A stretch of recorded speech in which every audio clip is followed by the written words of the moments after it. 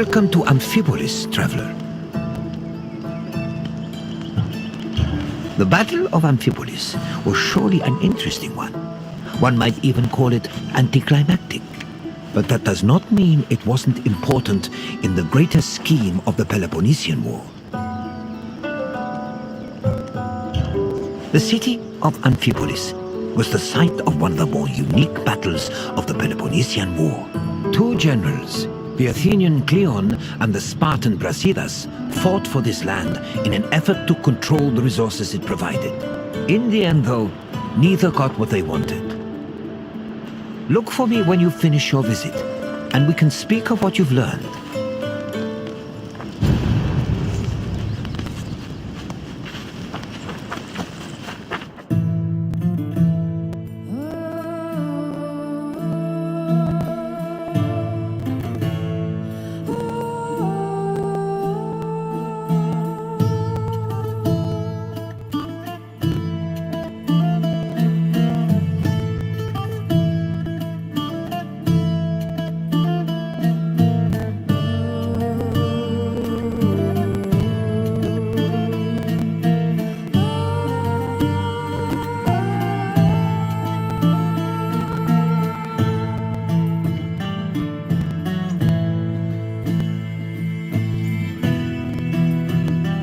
The land that would come to be known as Amphipolis was originally part of Thrace, a region inhabited by formidable semi-nomadic horsemen. Thrace was rich in gold and silver mines. It was surrounded by lush forests, making it very attractive to outside parties like Greece and Persia. By 513 BCE, Persia had managed to conquer much of Thrace. But after their defeat in 479 BCE, Athens made a play for the land. They conquered the nearby island of Thasos in 465 BCE, but the military prowess of the Thracian riders kept them out of the country's interior. It was only in 436 BCE that Athens established a solid foothold in Thrace with the founding of Amphipolis, a city on the banks of the river Strymon.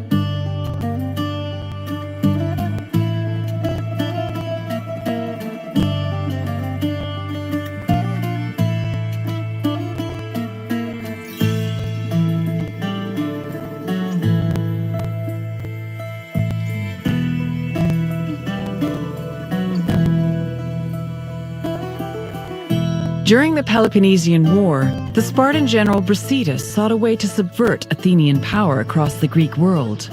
He set his sights on capturing the coast of Thrace, hoping to seize the resources the area provided. Brasidas knew that many of the Greeks living in Thrace hated the greed and brutality of their Athenian neighbors and decided to take advantage of the situation. He set off on an expedition to Amphipolis, accompanied by 1,000 hoplites and 700 helots, and arrived before the city in the winter of 424 BCE. At Amphipolis' ramparts, Brasidas announced that he preferred to take the city peacefully and promised to allow safe passage to any inhabitants who wished to leave, in addition to sparing those who wanted to cooperate. This proposal was well received by the city's residents, and he was able to capture Amphipolis without striking a single blow.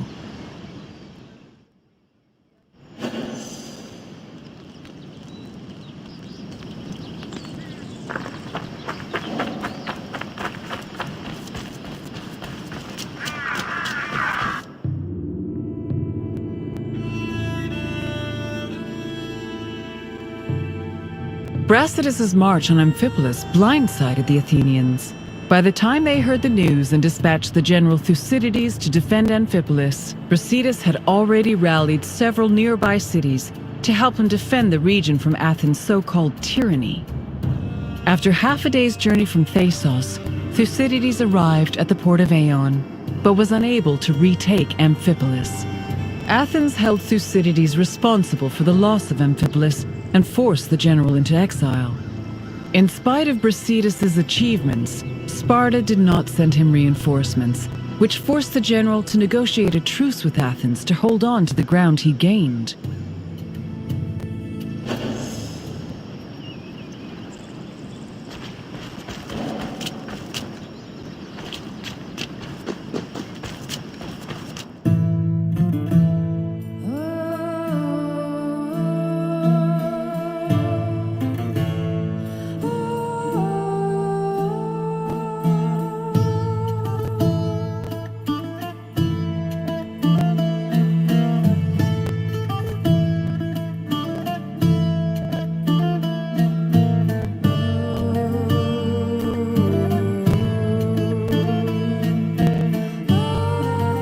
The matter of how to deal with Amphipolis divided Athens. The politician Nicias, as well as the city of Sparta, hoped that peace could be negotiated.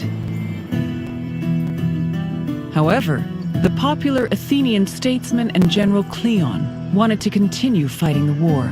Indecision continued until 422 BCE, when Cleon was elected as one of Athens' strategists. This decision made it clear that the city's people were in favor of war. The truce was ended, and Cleon began his journey to Amphipolis, retaking small towns that had been conquered by Brasidas along the way. On arriving at the port of Aeon, Cleon requested troops from the king of Macedonia. He also hired several Thracian mercenaries to bolster his force's numbers. Afterwards, all Cleon could do was wait for the remainder of his reinforcements.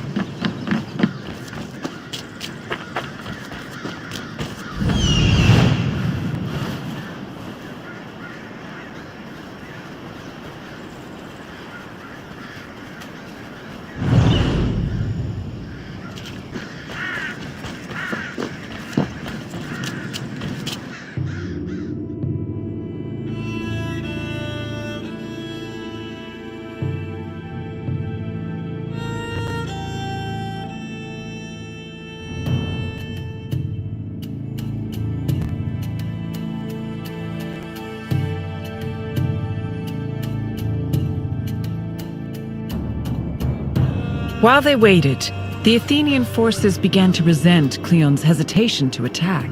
They saw him as soft and incompetent, especially compared to their opponent, Brasidas. Sensing the tension, Cleon decided to act without waiting for reinforcements to arrive. He set out from the port of Aeon to observe Amphipolis, setting up a camp on a nearby hill. To Cleon's surprise, Amphipolis appeared to be completely unprotected, with no guards stationed at the city's gates and ramparts. However, the city's lack of protection was only an illusion. Even so, upon seeing this, Cleon regretted that he did not bring wooden towers, which would have allowed him to easily recapture the city.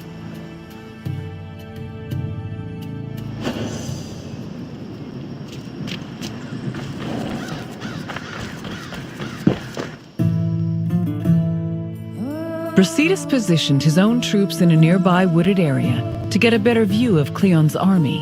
When the Athenians began moving to set up camp, Brasidas returned to Amphipolis. He believed his army was less well-trained than the Athenians and decided to rely instead on cunning tactics and Cleon's inexperience as a military leader. Brasidas organized a two-prong attack.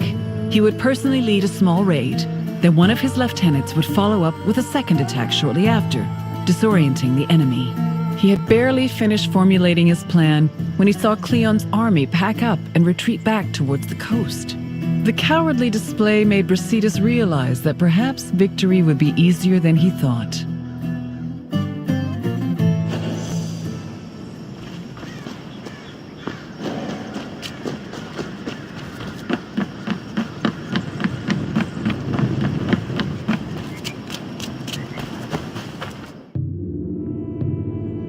After seeing Brasidas' troops return to Amphipolis, Cleon decided to fall back to the port of Aeon and once again wait for reinforcements. Unfortunately, his exact orders were confusing and contradictory, which left the Athenian forces in disarray. Brasidas took advantage of this confusion and began his attack. Cleon's forces panicked, which made them easy prey for the Spartans. 600 Athenians were killed, while the Spartans only lost 7 men. Cleon's remaining forces took refuge in Aeon, where the bodies of their comrades were eventually returned to them, though only after being stripped of their weapons.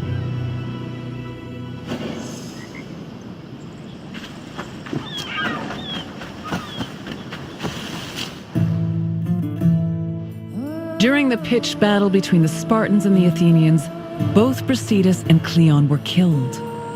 The reports of their respective deaths reflect how they were perceived as military leaders. We know almost nothing about Cleon's death, other than that he was killed by a Thracian soldier. Brasidas, meanwhile, survived long enough to be taken back to Amphipolis, where he was informed of his victory. He was buried inside the city, which was considered an honor bestowed only upon heroes, and was celebrated as the true founder of Amphipolis.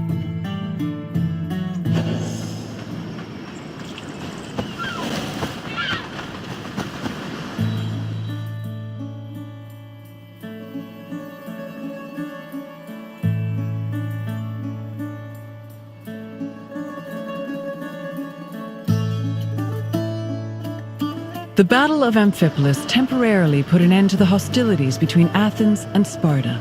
The Athenian forces returned to Piraeus, while Sparta called back the reinforcements they'd sent for Brasidas. The death of both Brasidas and Cleon encouraged the two cities to push for peace. The negotiations took time, but Sparta and Athens eventually agreed to return to the way things were before the Peloponnesian War. The resulting treaty became popularly known as the Peace of Nicias. Throughout the Greek world, it was mostly agreed that Sparta had lost the war, in spite of Brasidas' heroic efforts. The sentiment was rooted in the fact that Sparta had failed to end Athens' domination over Greece, something they had promised to do at the start of the war.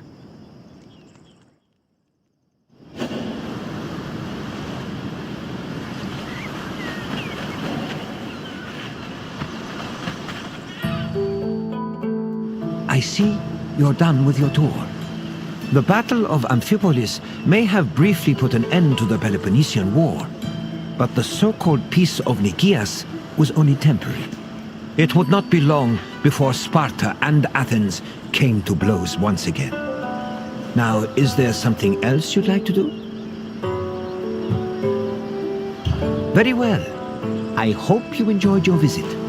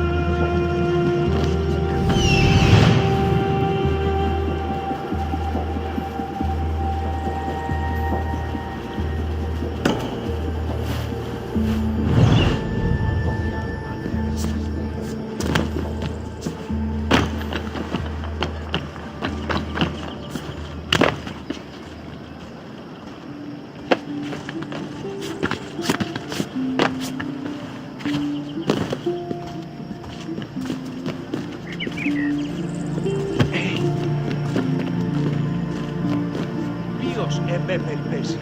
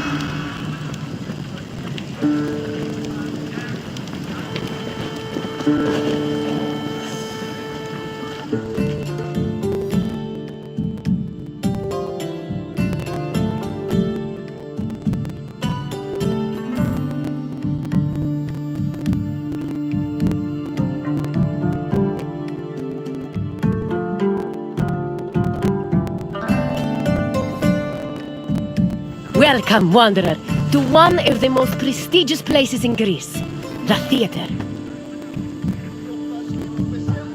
I'd tell you, but I think it's best to let the actors speak for themselves. The theater was where audiences gathered to watch plays.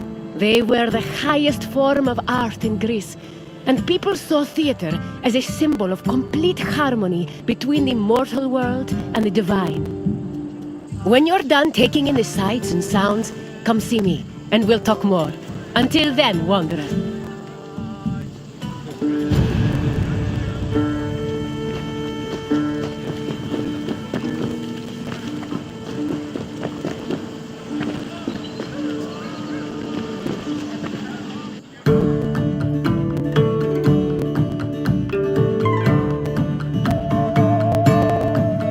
Theater is not just part of geek culture, but was a major part of Greek culture. In Athens, comedies and dramas originated from the dancing and singing performed by members of the cult of Dionysus. Between 536 and 533 BCE, theater's burgeoning importance in Athens was demonstrated when the responsibility of organizing tragedies was entrusted to the archon, the highest-ranking magistrate in the city. From then on, theater grew rapidly in popularity, and soon, a permanent space for performing and watching plays was built on the slope of the Acropolis. During the 5th century BCE, theater became intertwined with Athens' democracy. It often functioned as an echo chamber for political ideas, and in some cases, it could even influence public opinion. As a result, in the 4th century BCE, Plato coined the term theatrocracy to describe his city's politics.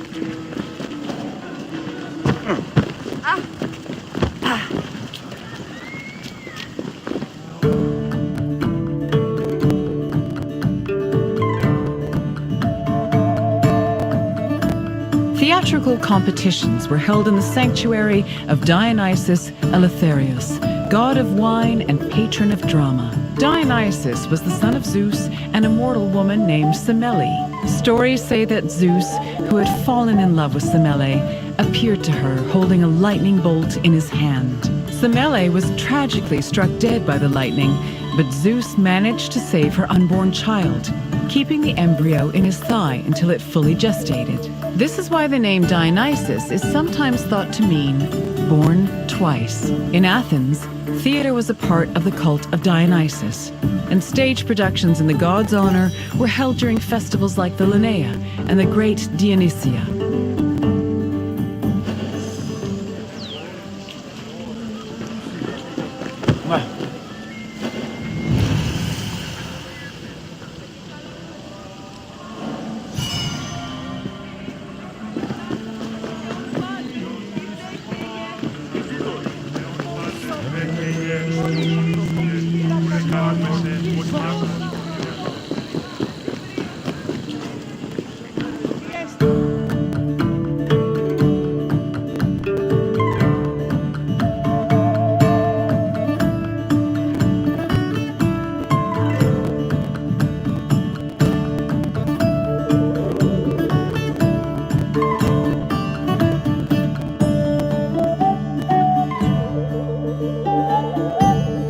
In Athens, there were 3 festivals that honored Dionysus with drama performances: the rustic Dionysias, the Linnaea, and the Great Dionysia. For the rustic Dionysia, each deme of Attica organized their own Dionysiac procession.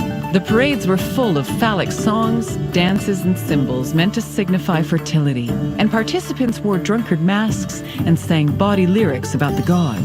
The Linnaea was the oldest Dionysian festival. It was exclusively reserved for Greek citizens and mostly made up of comedy performances. Finally, the Great Dionysia was the most important festival. Taking place over several days, it began with a parade called a phallophori, followed by a dithyramb contest, and ending with consecrated drama competitions.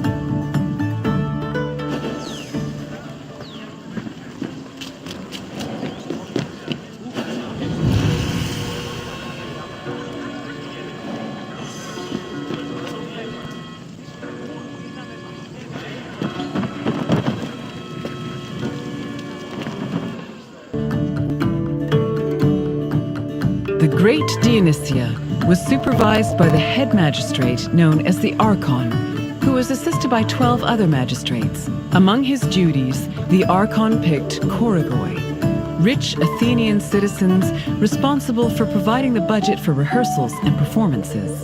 2 days before the Dionysia, a ceremony called the Proagon took place where playwrights introduced their work. The Dionysia finally began in earnest with a procession to the god's temple, followed by sacrifices and a symposium. The next 2 days centered on dithyramb contests, while the final 4 days were dedicated to drama competitions. The contests' outcomes were decided by 10 judges who were appointed at random by the Archon. The judges placed their votes in an urn, and 5 of the votes were randomly picked to determine the winner.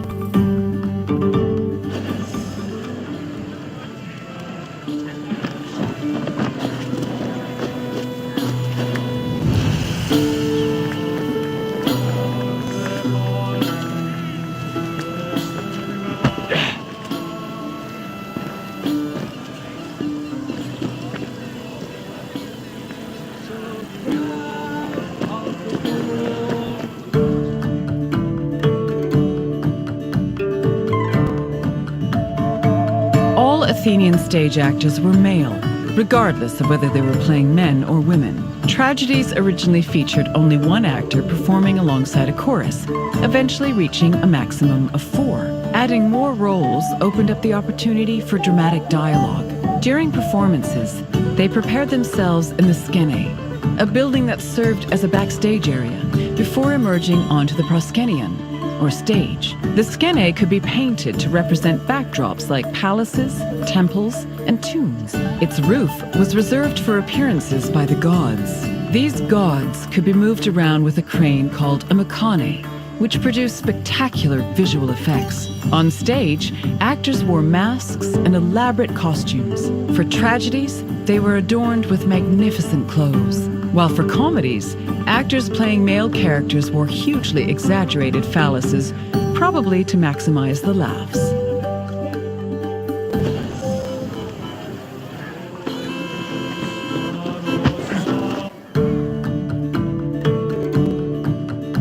The centerpiece of the theater was the orchestra, or dancing place. It was a large, circular area that hosted choral performances, religious rites, and, presumably, acting. Choruses were composed of men wearing masks and costumes. Any Athenian citizen could be choritai, as long as they were selected by the chorus director. Chorus members also served as the equivalent of a curtain, as their entrance and exit marked the beginning and end of the play. New costumes and masks were produced for the chorus for every new play, and they were often just as impressive and elaborate as the performances. For example, Aristophanes' comedies feature the chorus dressing as wasps, frogs, birds, clouds, and islands. One of his plays, The Knights, even had men riding other men dressed as horses.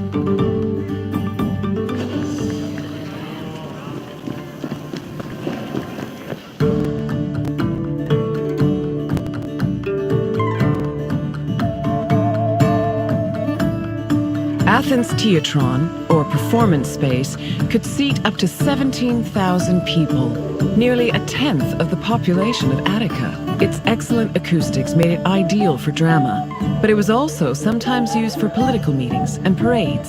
The theater was accessible to everybody. This did not mean that seating was free, though. The first rows were normally where priests and public officials sat, while the central part of the auditorium was reserved for ambassadors and guests of honor. There is also evidence that men and women sat separately. In general, theater audiences were emotional and noisy. During performances, they would shout, curse, and throw things depending on their mood, and their reactions were just as much a part of the experience as the acting.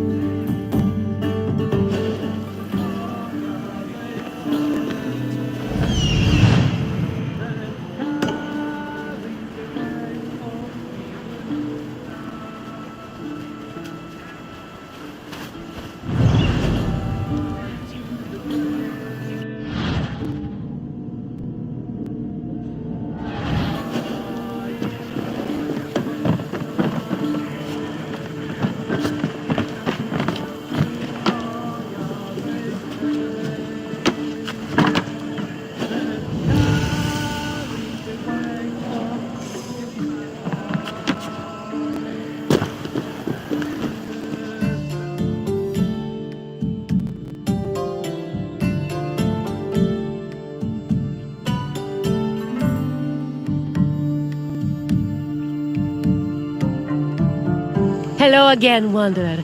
I hope your visit was entertaining.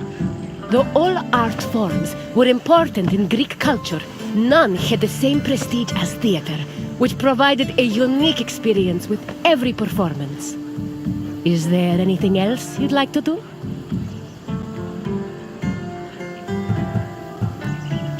Then I will leave you be. Farewell, Wanderer.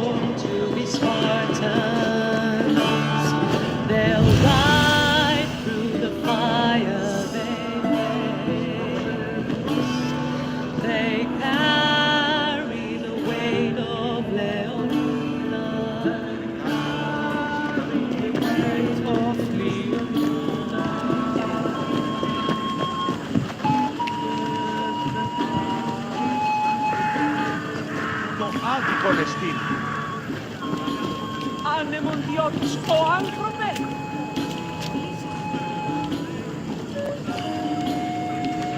Τι σκόρακαν παιδεύεις!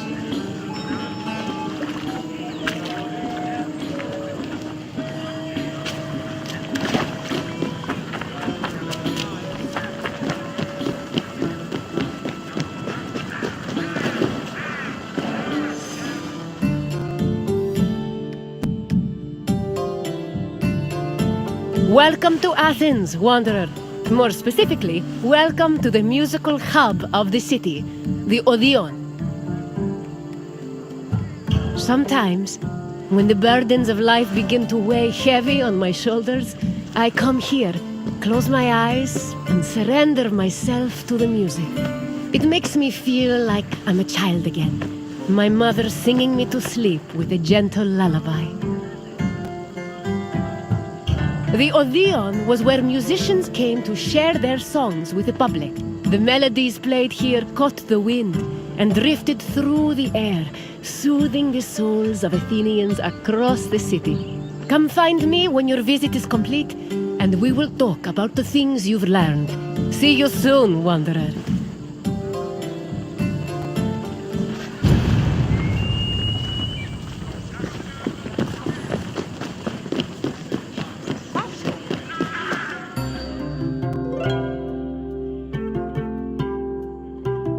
Music played an important part in almost every aspect of ancient Greek life.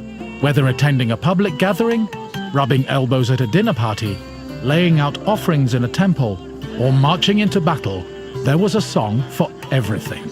Aristotle even wrote that music increased the efficiency of laborers, and it was often played for rowers and field pickers to keep them working at a steady rhythm.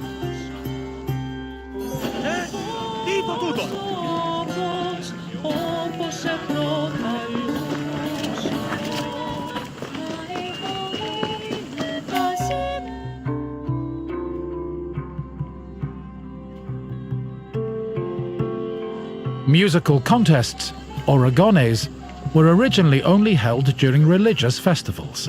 Over time, they became cultural events in their own right, and attracted musicians and spectators from all over the Greek world.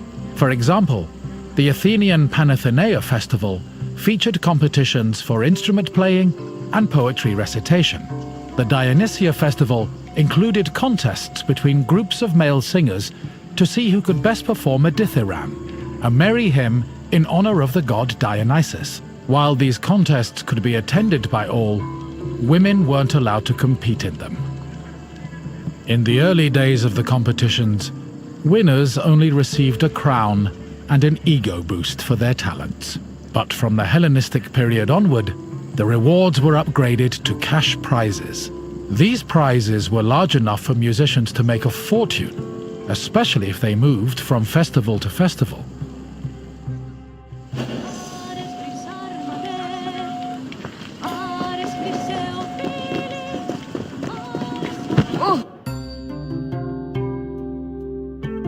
The Odeon of Pericles was built sometime between the 440s and 430s BCE. The building was commissioned by Pericles for use in the Panathenaea festival.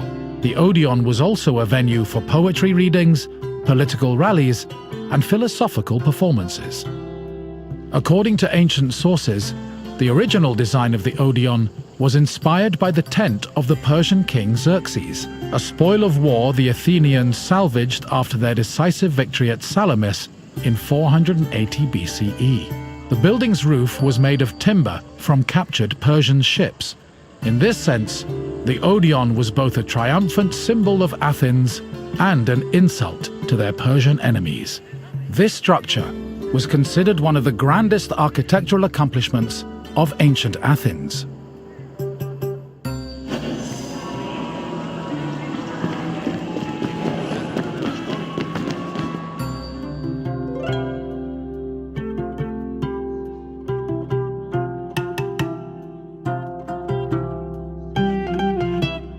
In ancient Greece, there was a type of music for almost any occasion. Complicated songs like hymns, paeans, and dithyrambs were meant for the ears of the gods, and as such were usually played during religious ceremonies and civic life. Meanwhile, a hymneus was a song performed at weddings, and a threnody accompanied funeral processions. For more merry occasions like symposia, scholia were the soundtrack of choice. However, drama was considered the epitome of artistic expression, since it combined songs with poetry, dance, acting, and costumes. Plays were thought to be the connection between mortals and gods, and the songs that accompanied them, especially those from the tragedies of Euripides, often became huge hits in the rest of Greece.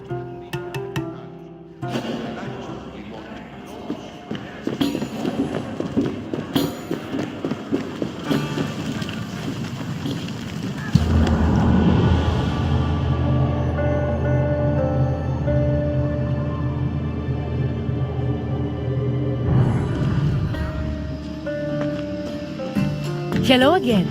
I trust your visit was worthwhile, and that learning of music was a feast for your mind. I know it was for mine. Is there anything else you'd like to do? Farewell, wanderer. I hope you enjoyed the sweet sounds of the Odeon.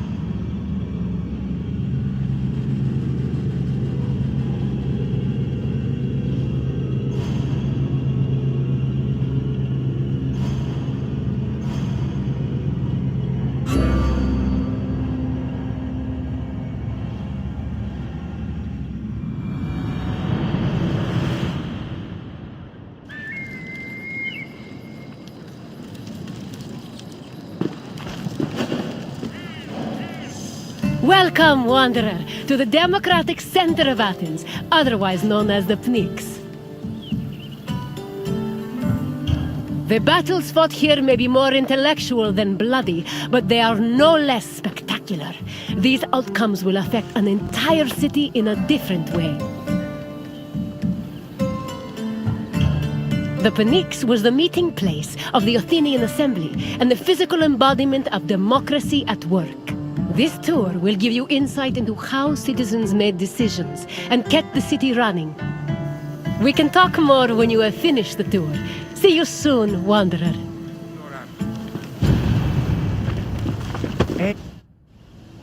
The Athenian assembly was known as the Ecclesia. It met at the Pnyx 40 times a year to discuss various civic matters, and each session usually lasted a few hours. The word Pnyx is believed to mean something close to packed together. This was probably a reference to the fact that during meetings of the Ecclesia, the location would be filled to its capacity, with citizens packed in practically shoulder to shoulder. All male citizens were allowed to directly participate in the democratic process. Those over 20 years old had the right to speak and vote, while those over 30 could be elected to the higher position of magistrate. In total, there were approximately 30,000 citizens in Athens in the classical period. To draft and adopt decrees, 6,000 of them had to attend the meeting.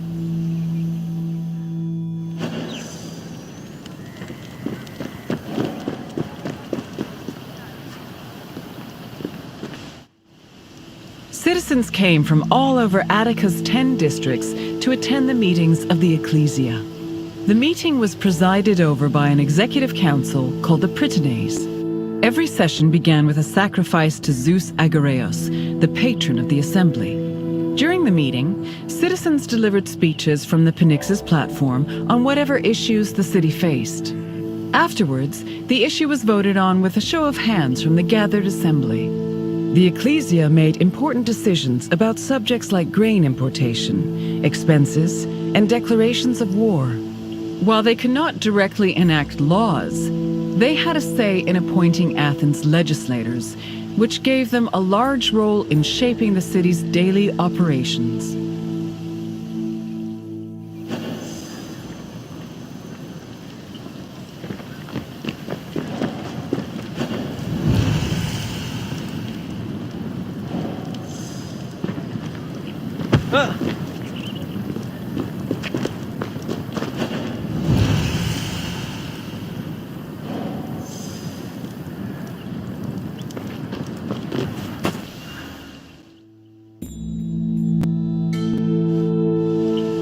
While some citizens only participated in the sessions of the Ecclesia, others could become more involved in democracy as magistrates. Magistrates were elected from among Athenian citizens over 30. They were often successful orators and charismatic politicians, and they held much more sway over important decisions than the average citizen. One of the most famous magistrates was Pericles, who was so popular, he held his position for 15 years.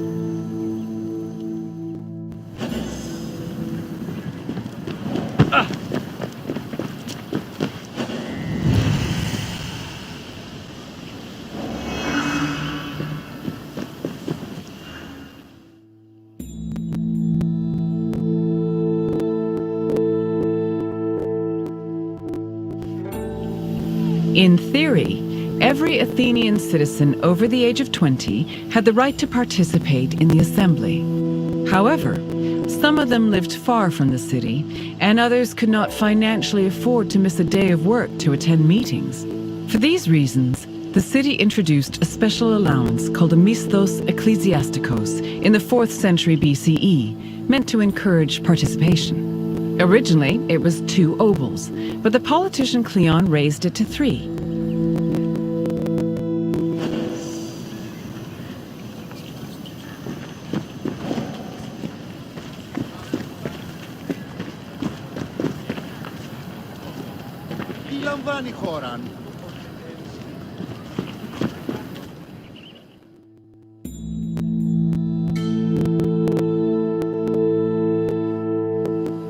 Athens introduced several innovations that heavily influenced modern society, including theater, architecture, and philosophy. However, their greatest contribution was their democratic government, which introduced the concept of a city ruled by its citizens.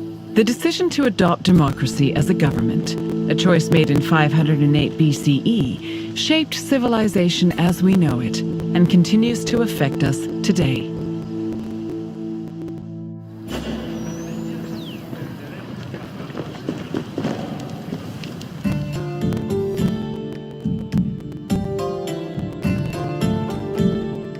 Hello again, Wanderer. I trust you appreciated learning about the inner workings of the city. Is there anything else you'd like to do? Very well. Farewell, Wanderer.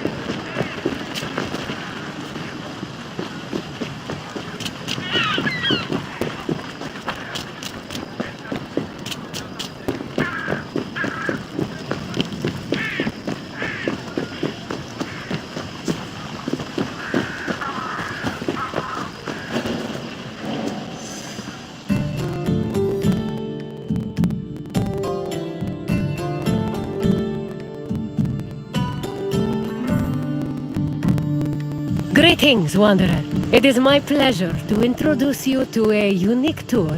One that won't take you to impressive landmarks or famous battle sites, but through a typical Athenian home. If Olympus is Zeus's sanctuary, then my house is my own. It is a place where I can shelter myself from the noise and stress of city life. For an outgoing people like the Greeks, the house was a refuge of privacy. Inside, they could escape from the constant demands of civic life to enjoy the simple pleasures of family life. Look for me when you are done, and we can discuss the things you've seen. Farewell for now.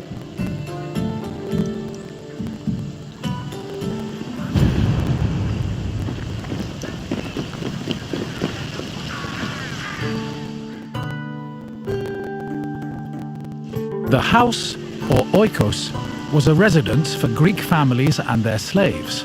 Contrary to modern houses, which look outward, the Greek household was built to look inward on a courtyard. The courtyard was the house's central fixture. It was the building's main source of daylight, and also the location of religious altars dedicated to worship. The building itself was made up of familiar accommodations, including bedrooms, storage rooms, a kitchen, and a living room.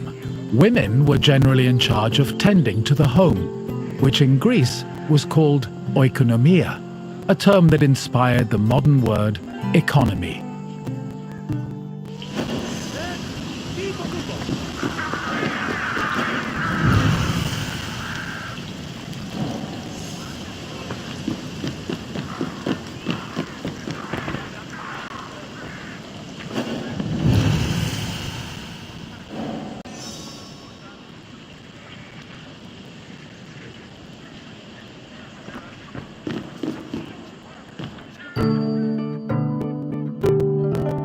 A pasta was a corridor that connected a house's courtyard to its residential section. Archaeological evidence from the city of Olynthos reveals that pastas were added to Greek home design in the 5th century BCE.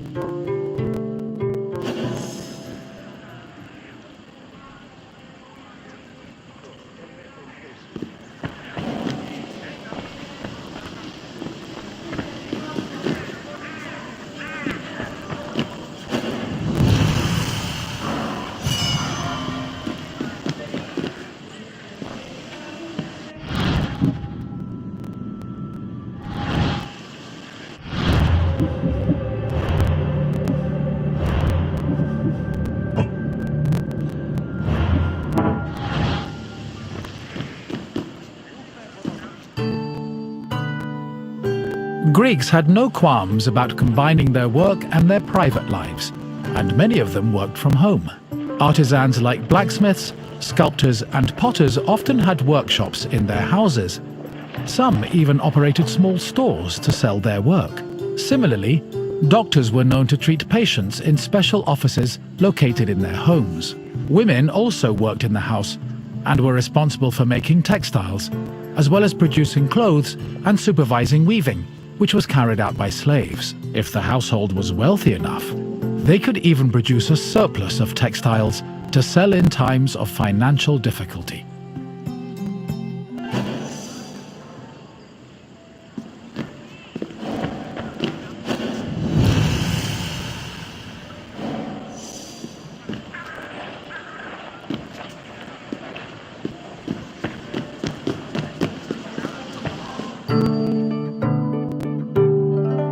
The inner courtyard was the nexus of the house. Functionally, it allowed air to circulate and also provided access to most of the rooms. It also sometimes housed a well or a cistern that collected rainwater.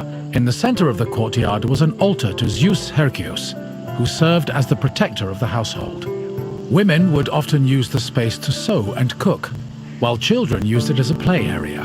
Furthermore, if the family had pets or animals, the courtyard was where they were allowed to run free.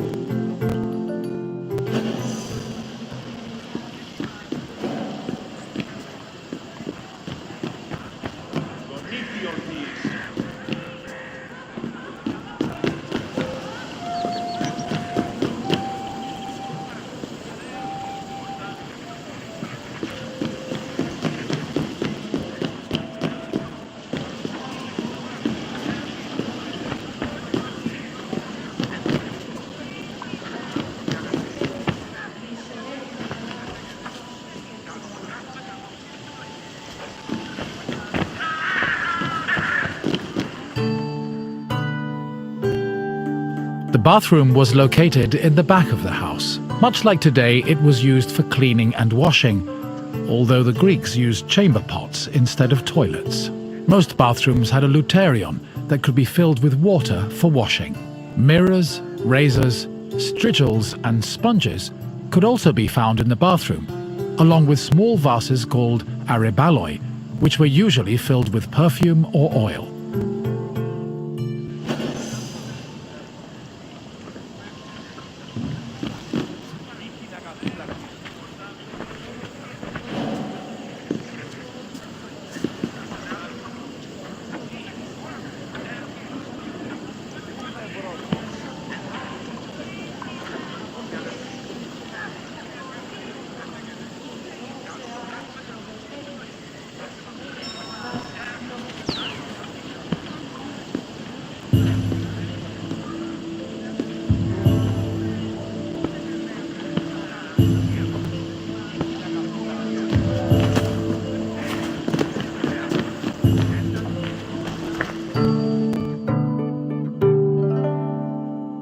Greek homes had kitchens where the family's meals were prepared.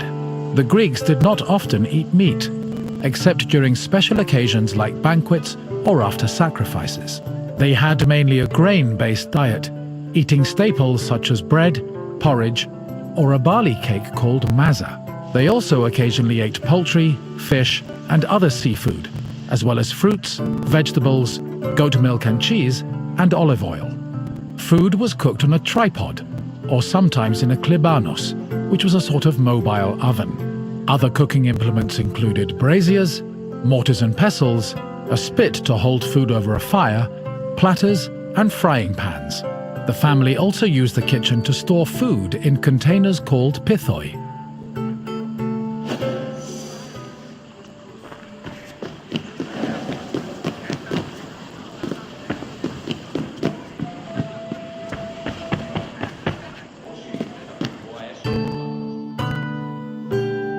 Symposia were major social institutions in Greece. They were drinking parties held exclusively for men. The party took place in the men's section of the house, the andron, where residents and guests reclined on special couches called klinai. Food was served on low tables set in front of the couches, while wine was placed in a crater in the center of the room. During a symposium, men drank, sang, had philosophical discussions, and played games like kotobos. Musicians, dancers, and even courtesans were often welcomed to attend as well. However, wives and daughters were always excluded.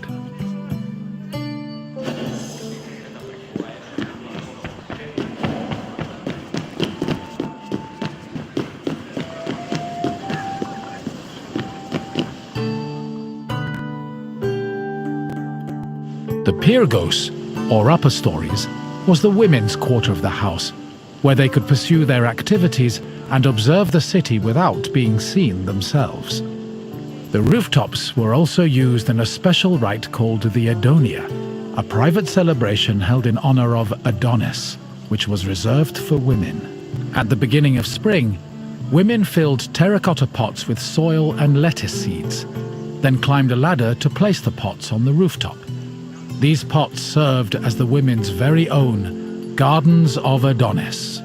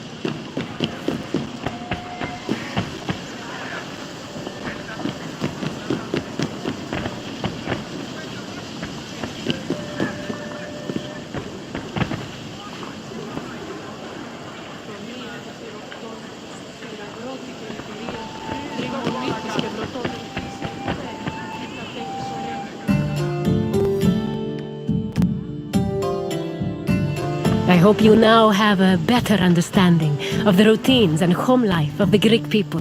What would you like to do next? Farewell, wanderer, and thank you for visiting my city.